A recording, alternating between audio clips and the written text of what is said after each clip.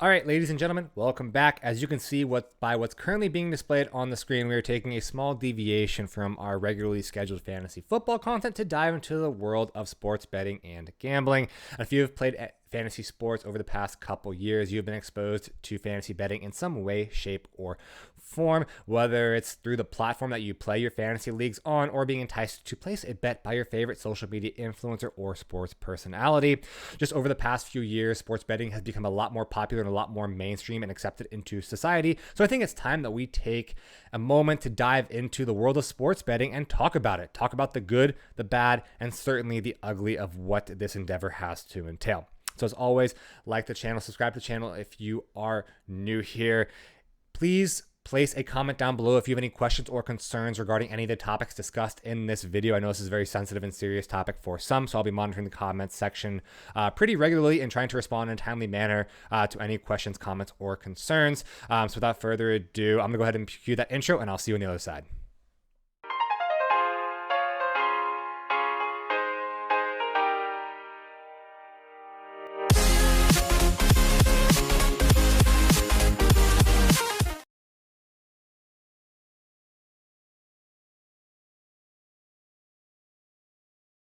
Welcome back into Twin Takes Fantasy Football. Let's address the elephant in the room first off. I have made my channel based off fantasy football, and to some degree, that is sports betting. For the most part, a lot of leagues are tied to some sort of monetary compensation and stakes that you have to put up at the beginning of the league. However, fantasy football, I attribute as a lesser malicious type of gambling than what we're going to talk about today. I'm not saying that gambling in and of itself is inherently malicious, but there are certain things that we talk about with sports books and some of these other platforms that, they really prey upon human nature. And fantasy football, well, it's not governed by these large conglomerates. It's not, using data to try to set these lines or try to really win and make money. Most fantasy leagues there are some that are purely for the competitive aspect. I know a couple leagues that I have friends and family members in that don't have any monetary compensation tied to it. They have, a reward and a punishment at the end of the season. And if you finish in the middle, you didn't put up any money at the beginning of the season and you don't win anything at the end. And it's just there for the community and competitive aspect of the game. But overall, you're playing it with your friends. If something truly detrimental happens, you can probably figure out a way saying, hey, listen, this life crisis came up. Can I get my buy-in back? And I'm sure most people are rational and say, hey, listen, yeah, of course. You don't have to pay this season. Or just working with your friends, it's going to not totally ruin your life the way gambling in and of itself could be. So, yes, fantasy football is gambling, and that's how I think they've been so interlinked. That's why you see so many fantasy sports podcasts promoting gambling. You see so many, not even fantasy sports, but just NFL and sports podcasts promoting gambling. Jason and Travis Kelce on their podcast, New Heights. They are sponsored by PrizePicks and they promote PrizePicks. PFF, they promote Underdog and PrizePicks as well. So as you can see, this is becoming a activity that, despite its taboo nature in recent history, is becoming a lot more prevalent, and I think it's something that we really do need to talk about. Without further ado, before we dive into the rest of the video, I do want to offer a disclaimer. If you or someone is struggling with gambling addiction or is having trouble financially with it, you can see right here, there is a National Problem Gambling helpline that you can reach out to, 1-800-GAMBLER. I know that gambling has been very destructive just based off some people's personalities. I do have one of my uncles is a nationally renowned drug and alcohol counselor, and he has said that during COVID and in a post-COVID environment, he has seen a lot of people revert to a lot of addictive personalities. It's just the current society that's been created is a very isolating society with the rise of social media, with the limiting aspects of social interaction. People are chasing that dopamine high from drugs, alcohol, and potentially gambling. So I'm not saying that inherently these PrizePicks and BetMGM and DraftKings, they're not trying to particularly ruin people's lives. They're offering a service. It's up to you ultimately whether or not you bet. But the current society that we live in is probably not the most conducive for helping people make rational and healthy choices. So I just want to put that all out there as a disclaimer. But yeah, without further ado, let's jump back into what we're going to talk about today.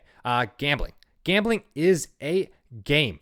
I know that there are some people out there that make a living out of it. You hear stories about these people that live in Vegas that spend their time every day in a sports book, and they're considered these whales. And whenever they bet on a game, it tends to move the money line based off of their algorithms that they've created in the nicest possible way. That's not you, and that is not me. These people have dedicated their lives to understanding sports and how these casinos work and what the money line is going to be and how to potentially get a small edge on these money lines.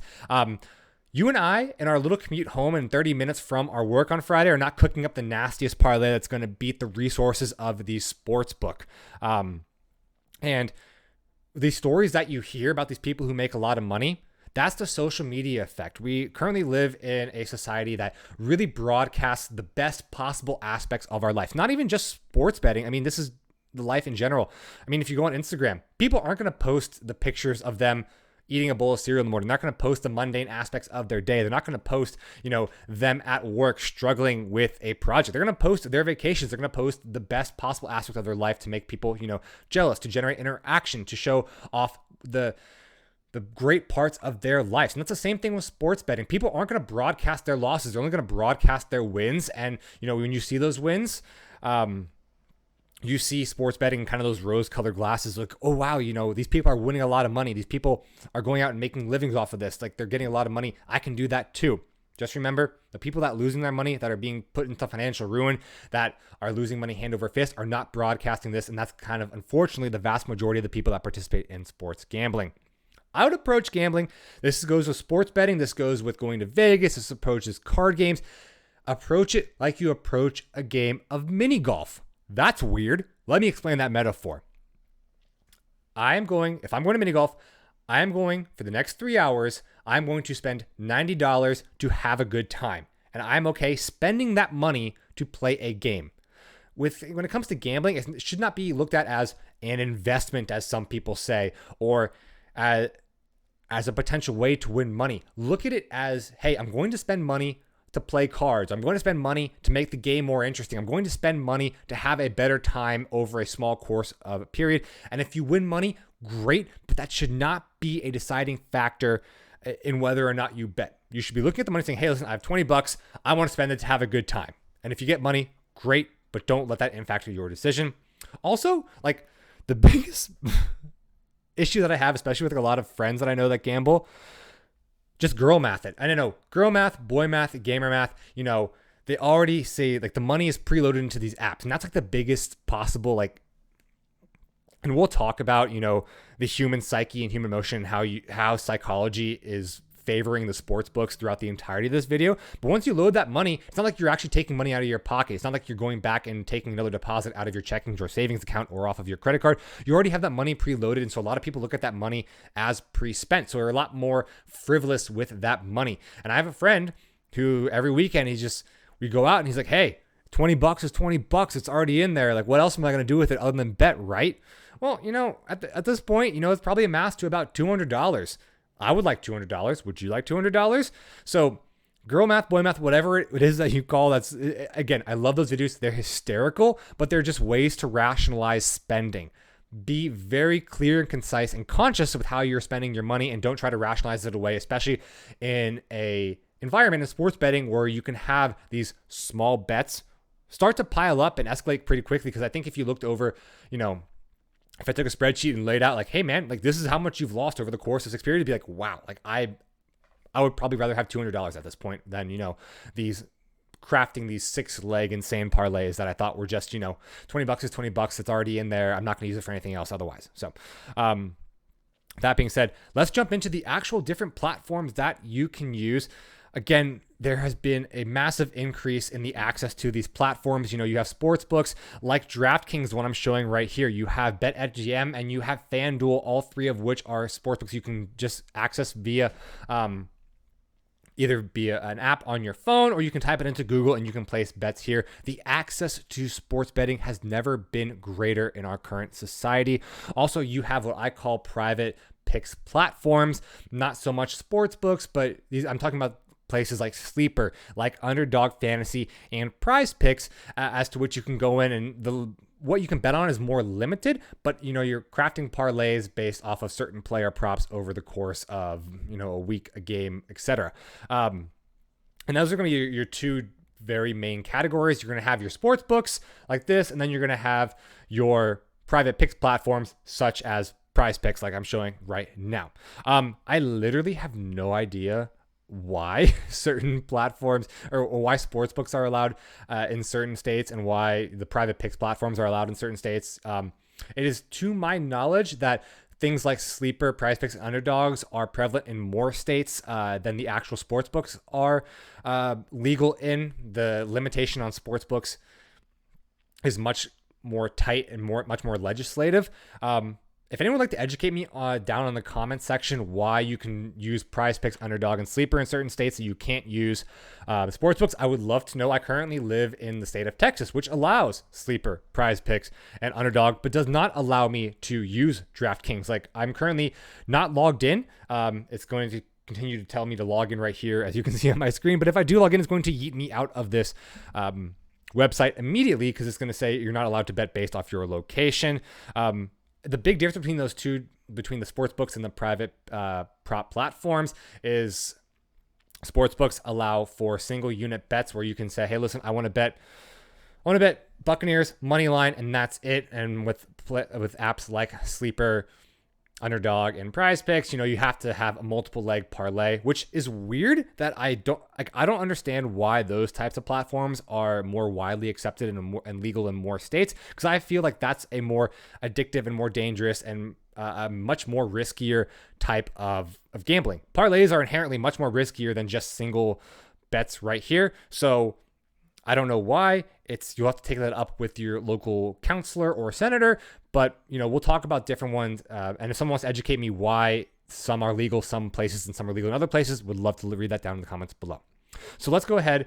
The big ones I want to talk about today are going to be, let's clear all for right now. The big ones I'm going to talk about today is when it comes to sports books, BetMGM, DraftKings, and Fanduel. And then when it comes to the private prop platforms, we'll talk about Sleeper, we'll talk about Underdog, and we'll talk about PrizePicks. Those are the three, right? I've said it enough right now that even if I said it wrong, you guys know what I'm talking about. Let's go over the pros and cons of each one. I'm going to group the sports books in together because they generally are all very, very similar. They're all traditional sports books. It's very similar to what you would find normally walking to any casino if you were in Vegas. And the pros of these is that there are a lot more options as to what it comes when you can do with betting. Obviously, you can bet money line. You can bet spread. You can bet alternate spreads. You can bet player props. You can bet futures 1, 2, 3 years out, even like when it comes to World Cup type of stuff. So it allows you a lot more flexibility in what bets you want to place. You can place parlays, but then you also don't have to place parlays. You can place, like I said, a single one. You only like the Buccaneers to cover this week, so you're only placing one bet on the Buccaneers. That's totally fine. You can do that on a traditional sports book. So basically, it gives you a lot more options as to which you bet, and especially with alternate spreads, it can be a little bit more flexibility. So if you're more risk adverse, you can put a little bit more safer bets, such as if you wanted to bet Bills money line, obviously minus 440, you're not going to make a lot of money, but it's a pretty good chance you're going to make some sort of money. Or if you're really, really risky, you can bet Tampa Bay Buccaneers money line and craft some really, really insane parlays to make some killings out of. Also, we'll talk about this later, but I generally find that based off of the sports books, they overall have better odds than the private picks platforms that I'll talk about. Now let's talk about those privately picked platforms, the PrizePicks, the Underdog, and the and Sleeper. So overall, in a world agnostic, granted, I live in a state where I can only use Sleeper, Underdog, and PrizePicks, but if I could use both, I would be using DraftKings or I would be using Fanduel. Again, more variety in what you can bet on, more flexibility. You can be more risk adverse. You can be more risk inherent. And also they tend overall to have better odds than what the other platforms can provide. Now, in researching this video, I had this rationale in my head. I really thought that potentially like the picks platforms like PrizePicks, like Underdogs, they're going to offer way better odds. And my rationale behind this was that these are privately owned platforms. I looked this up. None of them are really owned by large conglomerates, and that they don't have, and they just wouldn't have the same access that, a FanDuel would have to the MGM algorithms, to all the data, all the resources, all these people that have dedicated their lives to it. So given that, imagine my surprise when I found out that the odds were generally more favorable, even on player props, when it came to these big sportsbooks like Fanduel or DraftKings. I don't know why that is. My rationale, or what I've thought about, is that it could be that the privately owned gambling companies don't have the financial backing that these sports books tend to have, and they're going to be more conservative when it comes to the lines that they offer. But overall, that's just a guess. I am not sure. All right, so let's talk about why I think the sports books like a DraftKings or a FanDuel have better odds and better payouts in your favor than some of the platforms like Sleeper and PrizePicks. Now, just for simplicity's sake, we're going to talk about this in terms of what I consider average bets. These are bets that are 50-50 in the eyes of the Vegas odds makers. Obviously, we're looking at odds of win or spreads rather than over/under totals, and then also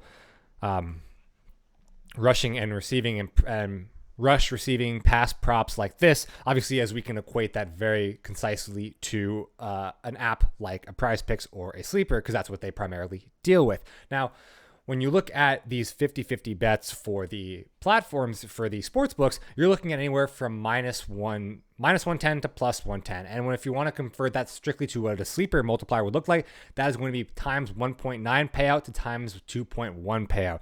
Now, let's look at the Sleeper overlay. Their 50-50 bets are normally going to be a times 1.77 or times 1.78 multiplier. Unfortunately, not as much bang for your buck when it comes to that platform. So clearly, Sleeper, not great. Sportsbooks are pretty good.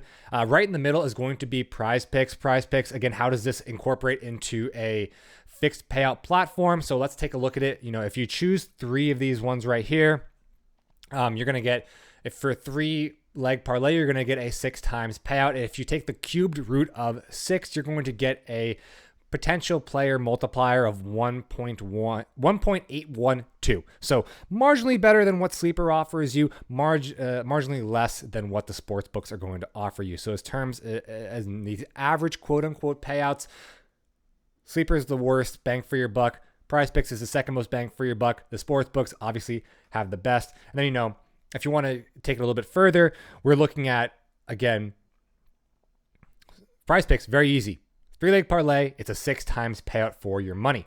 Right here, we see a 3-game slip for Sleeper, a lot of what we call our average bets. It comes out to around a 5.51 payout. And now if we look, let's say here, I'm going to make it try to be very easy, with the game lines here, we'll try to find 3 separate, minus 108, minus 105, minus 108. Seems like a very good, appropriate approximation of, these average bets that we've been placing with the Sleeper and the PrizePicks. And you can see that it's going to be a payout of plus 625 or multiplier of 6.25. So yes, that definitely keeps in line with what we determined earlier. Sleeper, not as great. PrizePicks, average. DraftKings, FanDuel, Bet, MGM, going to be the most bang for your buck when placing parlays. Unfortunately, some people like me who live in Texas don't have access to the sports books, so we have to be relegated to using these private platforms. Now, let's go ahead and clear all. Moving on, I do want to talk about, especially because of how prevalent these private picks platforms are, and private PrizePicks, Underdog, and Sleeper, just because they are more widely available and readily available, and are also more advertised, like we talk about on like a PFF show or on the New Heights podcast for the Kelsey brothers. I think I want to talk about, the pros and cons to each book, and which ones I prefer to use. So again, let's disclaimer, this is all my personal opinion. This is not, word by law. If you like an app more than the other one, this is all, this is my opinion. Just, I'm trying to report to you what I think are pros and cons of each platform. And if you're going to, if you don't like what I have to say about the platforms, stick around until after I go through the pros and cons, because I'll talk about, what parlays, what bets tend to win, how you should be betting to hopefully maximize your money. And no matter what platform you use, that information can obviously be applied. So let's throw a bone to the pick platforms because I've talked about in a, agnostic environment. If I could choose both, I would obviously be choosing a platform like SportsKing or like DraftKings or FanDuel, but there are some pros to PrizePicks and Sleeper. Again, they are much better in offering deals. Obviously, you can see like this promo right here on PrizePicks. It's going to be offering Steph Curry over under 0.5 points. Please pick the over on that one. So obviously they're trying to entice people to come and place bets with them and take advantage of these deals. And again, they're adding that line to hopefully entice sports books, they can't do this because you can't just bet on a one-off of Steph Curry, over under 1.5 points. That would just be a horrible business model. But because they're trying to get you to craft a parlay, they can add these to entice you to bet. So given that it's not going to be a given payout, it's obviously going to add a small multiplier to your bets that you're placing, and that is nonetheless quite nice. Also, I've noticed that platforms like PrizePicks and Sleeper are generally pretty nice in refunding your picks when players get injured. Let's say, I remember when Anthony Richardson would get his concussions, or if players were ruled absent, or I guess even this past weekend with Bijan Robinson, they came out and said all contests with those players in them were going to be voided. So that is another pro that I like from these platforms. They're quite amicable when it comes to things that are out of your control and might seem unjustly or unfair when coming to lose your money. But out of the three that I mentioned, Underdog, PrizePicks, Sleeper, I'm going to go ahead and say that Underdog is probably my least favorite platform. It doesn't have features that stand out. With Sleeper and with PrizePicks, they each have features that makes the platform unique and entices me to want to use them as a gambling method. Underdog, I just don't think has any unique features that I think that make them stand out. And if I was going to use something to place my bets, I'm not going to Underdog. If you use Underdog, that's great for you. It's just not my preferred platform. But let's talk about Sleeper. For Sleeper, again, they don't let you do it online, so we'll just make this a wonderful background and we'll put a overlay on top. As of 2023, Sleeper has changed their payout method to a multiplier system. It used to be a flat payout structure, very similar to PrizePicks, where a 3-leg parlay was a 6 times payout, a 4-leg parlay was a 10 times payout. But now they have this multiplier system, and with it has its pros and cons. Again, this is the main culprit as to why I say that sportsbooks have a much better odds, because when you have that average bet that I talked about, that's set at a 1.77 or 1.78, it's generally less bang for your buck than when the sports books have like a -105 or -110. But it does allow for some incredible multipliers when it comes to touchdowns, and especially if you're looking at touchdowns that Sleeper offers, you'll see a lot of them break that 2 times threshold. You'll see a lot of 2.3 times multipliers for touchdowns, 2.5 times touchdown for multipliers, especially if you want to bet on college football. They have some pretty crazy multipliers for touchdowns scored in college football. So it's much better than the fixed structure method that I was talking about with PrizePicks earlier. So if I am going to be cooking up a TD parlay, if I'm not really interested in rushing and receiving lines, I'm probably jumping over to Sleeper because they will give you a higher payout than PrizePicks. PrizePicks, again, that has the average payout or the fixed payout schedule that I talked about. 3-leg is a 6-time, 4-leg is a 10-time, etc., and so on, which is better for what I would call those average bets, but worse than the books. I'm not going to belabor that point. We've already talked about that ad nauseum. But a pro and a con of PrizePicks is that they offer / potentially force flex bets, and that means you can go into these places, and if you're a little bit more risk adverse, you can say, all right, I'm willing to accept a lower payout. But if I hit 3 of a 4-leg parlay, a 4 of a 5-leg parlay, I at least make my original money back plus a couple dollars. So it's a way that, it's not an all or nothing type of play. So if you are more risk adverse, you could probably be more inclined to go with PrizePicks because you can offer those flex plays. And if you end up missing one, you're like, oh, I was so close. You still end up not losing money. You'll get your original buy-in back to go ahead and bet again. A con can be, however, when you get to the 5-leg and 6-leg parlays, they do force those flex plays on you. So the potential multipliers or the potential payouts don't get as high. Sleeper, they don't offer flex. They offer all of it is straight up, or what PrizePicks call a power play. It's all straight up, all or nothing. And then you can craft up to times 100 multipliers up to $5,000 on Sleeper. So you can get up to some pretty big payouts if you cook up an insane parlay that has a lot of legs and a big payout. For PrizePicks, the maximum payout you can get on any single parlay, even a 6-leg parlay, is $500 because they will force you into a flex option on a 6-leg parlay. So if you're looking for the really high upside, that could be a con, but if you're more risk averse, that could definitely be a pro. Also, what I really like about PrizePicks is they offer a lot more versatility to bet on than Sleeper. They can do combo TDs. So for the previous Monday night game, they had, over under 0.5 TDs for George Kittle and Jordan Addison, or TJ Hawkinson and Brandon Ayuk. So, instead of trying to bet on just one particular player to get a touchdown, you can bet on combos. You can bet on combo props, combined rushing yards between CMC and Alexander Madison. They also do first 5 rushing attempts. So you can go over under rush yards for the first 5 attempts. Again, I like this because, I like to target teams that are very, very strong in the rushing game. And, typically that front's going to hold up for the first 5 plays of the game. So what's worked out well for me, and this is not advice, I'm not guaranteeing you this always works. This is at your own discretion. But what I've always found worked well on PrizePicks is trying to find that first 5 rushing attempts. And whoever's playing the Philadelphia Eagles, I hit the under just based on how strong their defensive line is, and I've had good success with that. But moving on to probably the biggest question that people are going to have around gambling apps. So again, this will continue our conversation mostly around private platforms, but this can also be applied to DraftKings and BetMGM and Fanduel as well, because these private platforms, they force parlays. But again, when you go to DraftKings, yeah, I mean, betting $20 to it's not going to let me log in to place it, but you can see it's not going to show right here. But can I move this? No, sorry, it got cut out. But yeah, if I bet $20 here, I'm going to have a total. I'm winning $17 for a total of a $37 payout. That's good, but I'm not really raking in any money from that.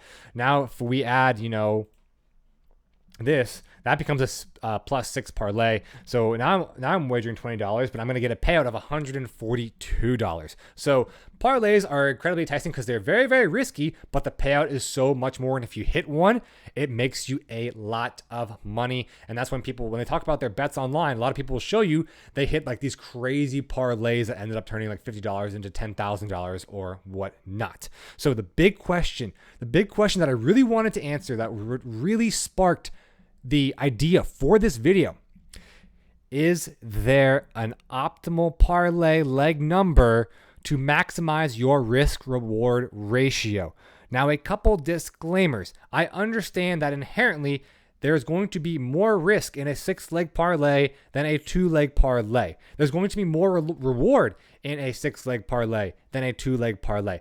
But I'm trying to figure out, is there a particular, it's a 3, 4, 5-leg parlay that is going to maximize your potential reward per unit of risk assumed?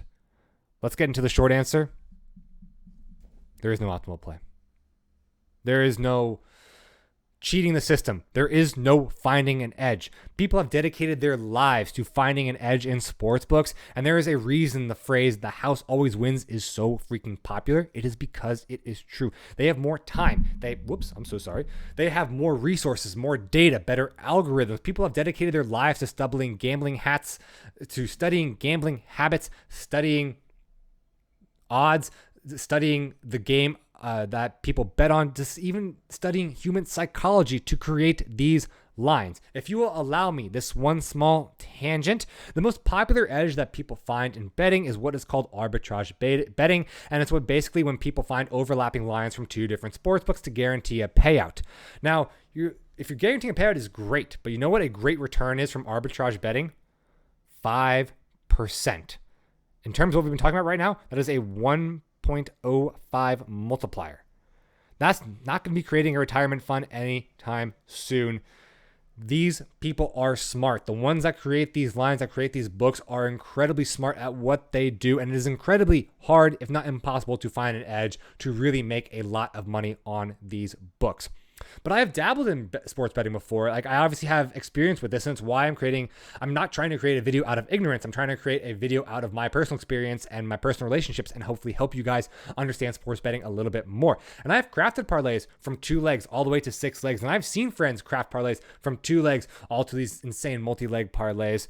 And I thought over the course of seeing this over years and years that there would be a potential parlay that you could use to maximize that reward for each unit of risk you put up. And in creating this video, I imagine this parabolic curve of, you're getting that multiplier, you're getting 2 legs, 3 legs, 4 legs, and that risk is going up. And then it finally, when you start to add that 5th and 6th leg, that risk increases exponentially, and then it's no longer worth it. But there could be like a small parabolic curve as to which, the reward is optimally better on like a 3 or 4 leg parlay. And I have spent hours and hours and hours crunching numbers, using percentages, breaking it down by risk per leg, risk per unit, different types of risk, breaking out some calculus that I haven't even touched since my college days.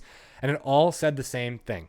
A 2-leg parlay is no more or less risky per unit of reward that you're getting than a 6-leg parlay. So I am sorry to say that there is no optimal parlay. There is no optimal risk reward ratio from a certain parlay that you should be putting on. It's not going to guarantee you a better chance of winning and maximizing your return on a 4-leg parlay. The sportsbook are very smart, and they have eliminated any potential upside of any particular combination of parlays. I'm sorry, that's just the state of it is. But I felt so strongly about this. Like I knew, I was like, there has to be some sort of edge. There has to be some sort of optimal parlay. And this is just because of like something we call narrative bias. Obviously, a 6-leg parlay is insanely risky, and I've never hit one. Yeah, I'm not that good. Never hit a 6-leg parlay, but I have hit a few 3 and 4-leg parlays. So naturally, based off of the narrative that I've experienced in my personal life, I'm going to feel that those are the best bets because I've actually seen material and monetary gain from those types of bets. But you know what? I'm betting if I had hit a 6-leg parlay and gotten that insane reward, I'd probably keep saying that, the upside of that insane reward of shooting for the moon, of placing a bunch of small $10, $20 bets to win a couple $1,000s, that's worth it because the overall reward is better than the 15 or 20 times of risk that you're going to lose on them. So if you want your best odds of hitting a parlay and making the best return for your money and actually making money, all the numbers in the mathematics say just place 2-leg parlays. There is no improportionate increase in reward with the number of legs you add. Don't shoot for the moon. The numbers say 2-leg parlays. So this is where I want to take a step and I want to talk about, why gambling is so effective and so some of the risk associated with gambling. It's going to be a little more serious part of the video. So disclaimer, warning to that, trigger warning, whatever. Gambling is an emotional endeavor. This is why gambling is so freaking addictive. It preys on the part of the brain that releases dopamine. And when you win, you get this insane emotional high and that you're always coming back to try to chase that. And, it's the same way as when people take drugs, people drink alcohol, people, anything that releases dopamine into the brain, it become incredibly addictive. And also on top of that, there are several biases as to which gambling preys upon to make you think that, this is something that you should continue to bet money on and spend money on. And that is generally just the nature of the human condition. First off, it's going to be the overconfidence bias. We, as humans, naturally believe that we are smarter or know more than the majority of the population. Have you ever heard someone say that they're better than 95% of the drivers out there on the road? You said that? A friend said that? That's exactly what I'm talking about. And especially when people are big sports fans because they're already emotionally involved in sports and watch sports quite a bit, they tend to think these sports books, they're trying to target the average Joe. They're trying to target the average fan. They're not targeting me, someone who's very familiar with sports. I know more and I can definitely make money off of it. The next aspect of the human condition that gambling preys upon is envy. Now, we already talked about social media quite a bit at the start of this episode. We talked about how it tends to highlight the good in someone's life, it hides the bad, and really promotes, this partial and biased aspect of a certain element, especially with gambling when people are only promoting the wins and hiding all the losses, especially a lot of the numerous times that they've lost. But also social media is really rampant within our society, and there's so much content that you're seeing and being force-fed on a daily basis. And right now there's insane amounts of content promoting sports betting that you really can't even escape it. Even if you're not searching for it, not searching for draft books, not searching for betting, you're seeing a lot of these podcasts that have nothing to do with sports betting or fantasy football promoting platforms like PrizePicks or Underdog. And also you're seeing a lot of accounts that are dedicating themselves, like BR Betting, to promoting like these crazy parlays that win or showing you, all of the highlighted good stuff from these betting apps. And naturally, if we see this, even if we're not looking for it, sports fans are like, wow, like I can't believe like these people are making money. You see all these people that, you know, even if they're not actively, even the ones that are not sponsored by it, they're saying, hey, listen, this is my win and loss total. You see a lot of accounts on Twitter, X, Instagram saying, these are my bets for this weekend. We've won a lot. We hit this one. We're on a streak. We're on a hot streak. This is my record. And they're promoting all this good stuff. So naturally you think, wow, if this person can make a lot of money off of this gambling, if it's so easy to like nail these picks, I can do it too. If they're making money, I can make the mother load off of this. And this is why personally I believe we're living in the most dangerous era of gambling. There's more promotion than ever. We talked about, the podcasts that aren't even associated with gambling that are promoting it. There's more access to these gambling apps than ever. It's so easy that I'm not even logged in and I can look at, I shouldn't even be allowed, being in the state of Texas, I should not be allowed to craft this parlay. This is technically, I don't know if it's technically illegal, but because I'm not logged in, and even though it's illegal in the state of Texas, I can still see, I can put $20 here and see what my potential reward is. The access is insane, and all it took was 5 seconds Google search. I mean, you have, essentially, it's in your pocket. These apps, Sleeper, PrizePicks, Underdog, they're on your phone. I mean, this is rampant when we see how many NFL players have been suspended because they are gambling, and it's because they get bored in the clubhouse and they pull out their phones and they just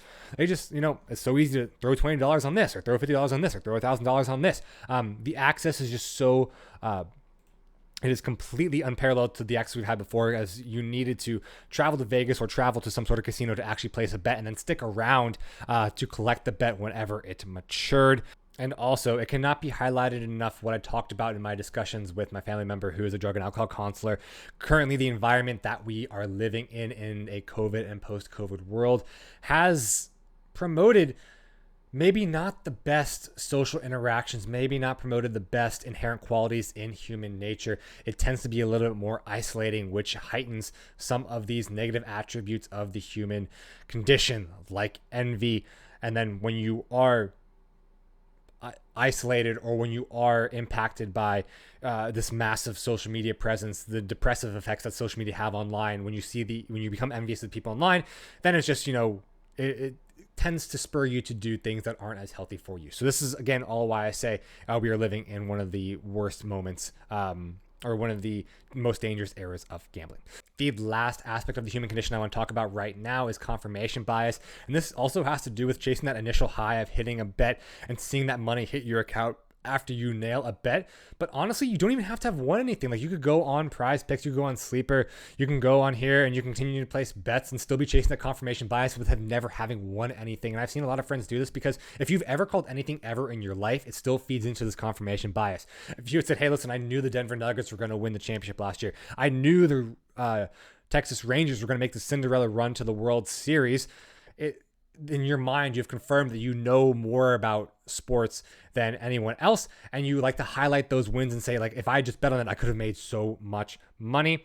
And even just small wagers between friends, like, oh, I'm going to bet on the Tyson Fury fight, like, oh, I'll $10 here, $10 there. Even if it's not an official betting platform, just winning bets with your friends tends to feed into that confirmation bias. And even if you have lost those bets with your friends, even if you were completely wrong on a take or on a team or on any sort of game that you said, oh, this is going to be a win, your brain does selectively highlight those wins and tends to selectively ignore the losses that you have. So your brain in and of itself is trying to tell you that, yes, you're better than normal at making these picks and projecting things to happen based off of your knowledge of the situation.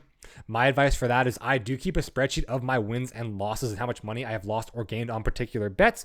So it helps me keep those losses on top of mind, helps me not value those wins as much, and I can make logical decisions about what I'm going to do with my gambling.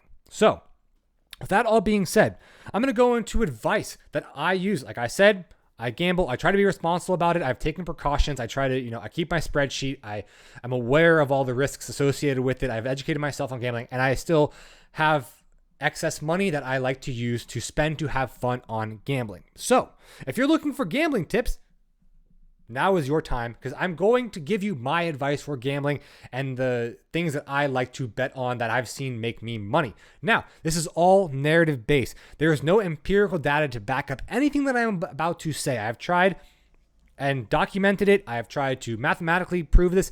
I cannot prove anything I'm about to say. I'm just telling you this is how I like to make my bets.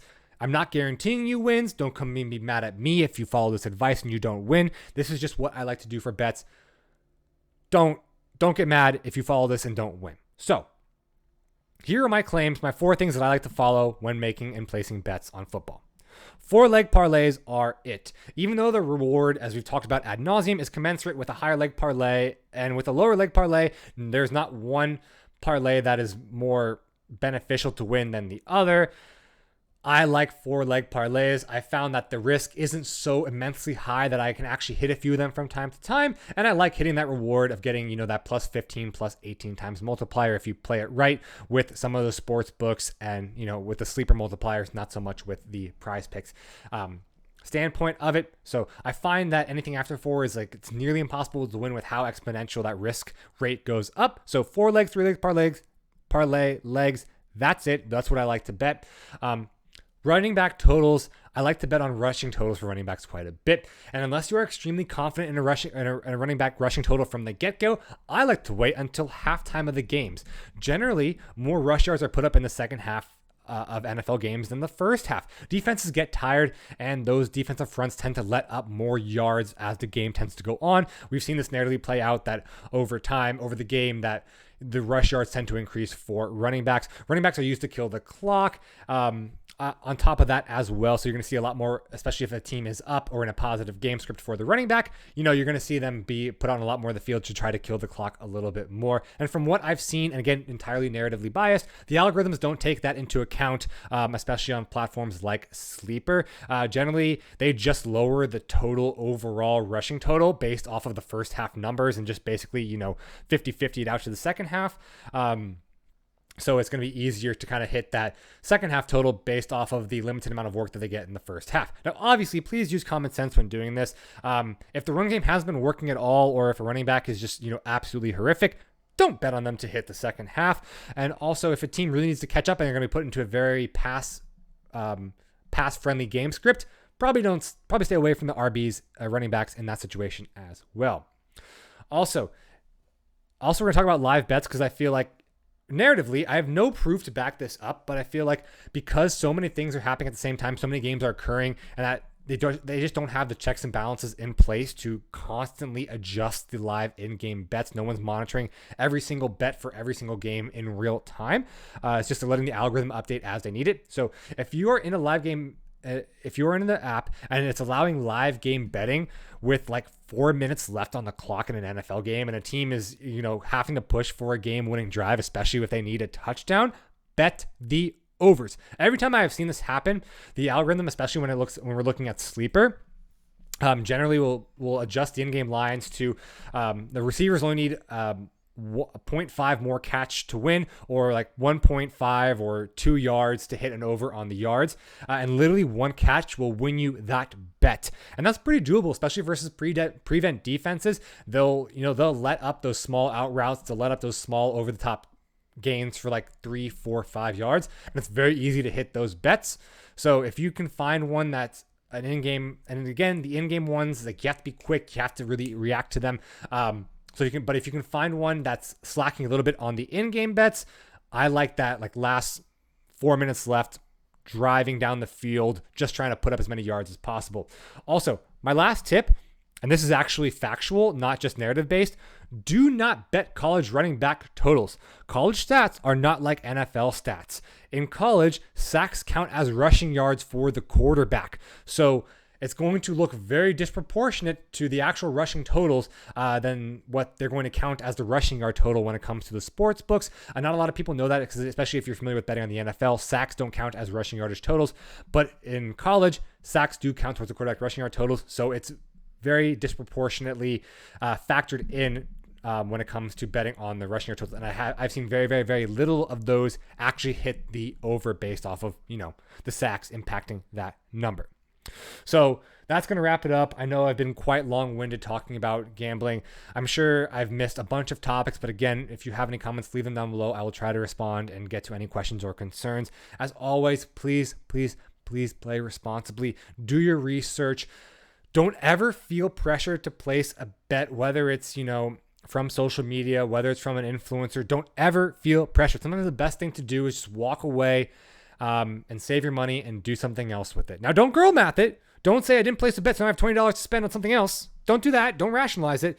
But sometimes if you're looking at it, and sometimes I'll go a little tangent here. PrizePicks, they have this countdown. It's like, especially when you get close to the playoff games, it'll be like 3 minutes to place a bet, 2.5 minutes to place a bet. And especially if you want to take advantage of, especially when you see like a promotion like this, like, oh, this is free money. I have to take advantage of it. I have to make a bet with this. And then I have to add a couple on top of it to really get a nice payout. You can feel pressure. Peer pressure is a real thing. Societal pressure from social media is a real thing to help. And, maybe you want to feel like you had to keep up with the Joneses. If you see a lot of people on social media winning bets, don't ever feel pressure to bet. Take care of your mental health first and foremost. Take care of your physical health second off. And as always, if you have trouble, again, the National Problem Gambling Helpline is always there for you to reach out to. With that being said, hope you all, I know there's some heavy topics. Hope there's some fun topics in this as well. And I hope you overall learned a little bit and are more prepared to go ahead and place bets and sports gamble in a fun and responsible way. Enjoy the rest of the games, and I'll see you all next week. Take care.